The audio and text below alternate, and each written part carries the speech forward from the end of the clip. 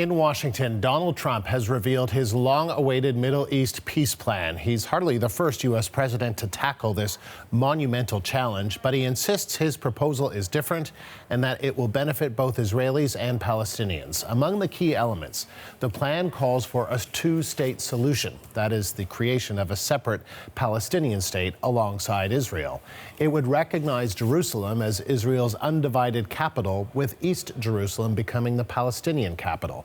It would see Israel freeze its expansion of settlements for 4 years. The chief architect and strategist of Trump's plan is his son-in-law and senior advisor, Jared Kushner, who traveled back and forth through the Middle East for more than 2 years trying to drum up regional support. Palestinians rejected the proposal even before it was released. But President Trump says he has high hopes they'll change their minds when they understand the details, especially the plan for their new state.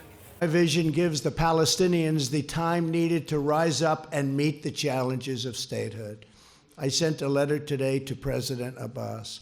I explained to him that the territory allocated for his new state will remain open and undeveloped for a period of 4 years. During this time, Palestinians can use all appropriate deliberation to study the deal, negotiate with Israel, achieve the criteria for statehood, and become a truly independent and wonderful state.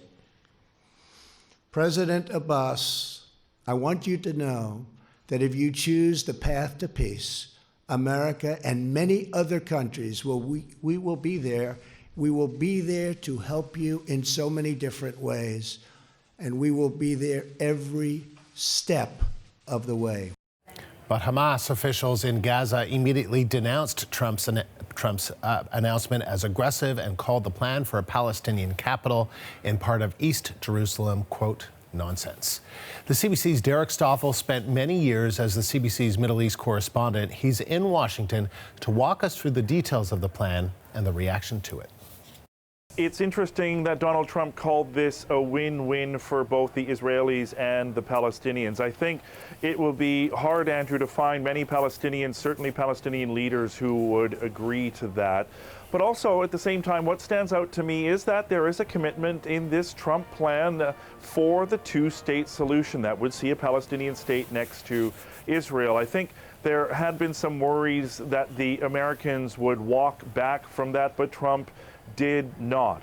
Although, you know, the early read, the details just coming out, but the early read is that the plan presented today certainly favors Israel. And one example is this very contentious issue of Jerusalem plan. Trump's plan would see the Israelis controlling the whole city. And, you know, of course, we'd have to figure out the details on how that would work when the Palestinians also want to establish the capital of any future state in East Jerusalem. So that is a clear issue. We also have to look at the Israeli settlements in the occupied West Bank. Trump said that no Israelis, no Palestinians would be forced from their homes, and that means that existing Israeli settlements will stay put.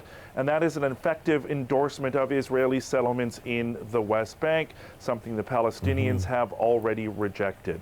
Trump says he's done a lot for Israel and says now it's time to do something for the Palestinians, or it wouldn't be fair. But my sense, Andrew, is that the Palestinians looking over this plan right now certainly do not think this agreement, this plan, I should say, that was presented here today, they don't think it's fair at all. And so, Derek, what has been the reaction from the Palestinians to this proposal? Yeah, swift, certainly, from the Gaza Strip. Hamas, the organization, the group that has made it its goal to fight the state of Israel. It has rejected the conspiracies announced by the U.S. today. That's its words. They're calling it a conspiracy by the Americans. And they say that all options are open, certainly vague language, but threatening language there.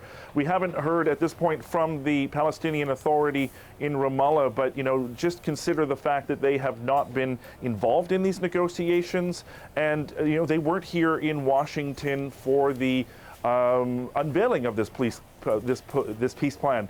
That speaks volumes as to just how far this Trump plan may actually go. The CBC's Derek Stoffel in Washington.